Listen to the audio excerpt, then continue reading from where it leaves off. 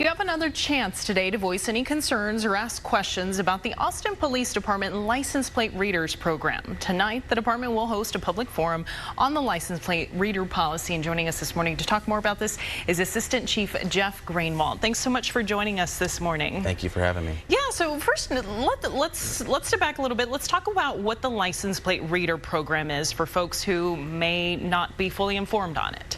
Absolutely. The license plate readers, or LPRs for short, is a system of cameras that are strategically placed throughout the city to capture pictures of license plates.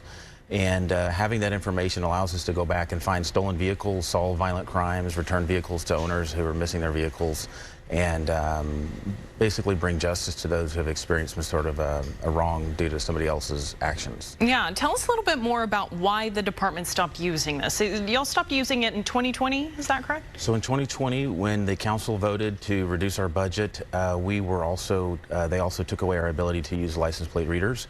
Those LPRs in various forms are used throughout the country. There's a tremendous amount of success stories that have come out of other agencies, and when we used to have them too. We solved a lot of crime, we saved lives, we returned vehicles to the owners of the cars that were stolen, and we feel like the success of that program outweighs any potential risks. We know that the community has concerns over what we do with the data and how securely we store that data.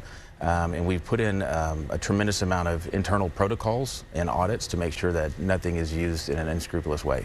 Yeah, and so talk a little bit more about what you're going to be discussing at the meeting tonight. I mean, you mentioned some of the community concerns about the data.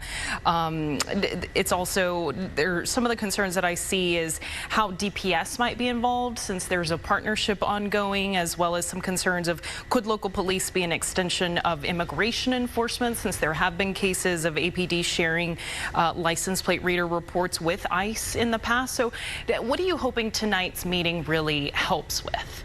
So we have a policy that it's in its final stage, and we want the community to be able to see that policy, put hands on it, read it. I'll explain it to them. They can ask any follow-up questions that they might have to offer any clarification. They can also offer suggestions. If they have a suggestion on what might make it better policy, then we're all ears and we're open to doing that for them. A lot of what's in that policy is formed by community input, so this is our last chance to get any input that they might have. And I think the one thing that people should know when they're looking at this policy or thinking about license plate readers is that any query that we do into that database has to be because of a reported crime. It has to be a crime that's already committed, and we're trying to solve the crime that was reported to us. It's objectively illegal.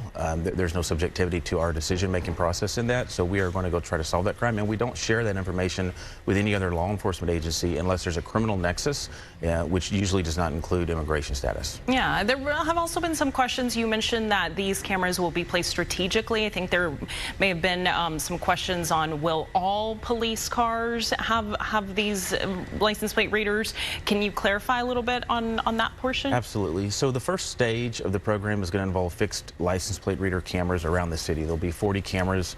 We're going to try to spread those equally around the city to where no specific neighborhood or area of the city is impacted by it more than any other.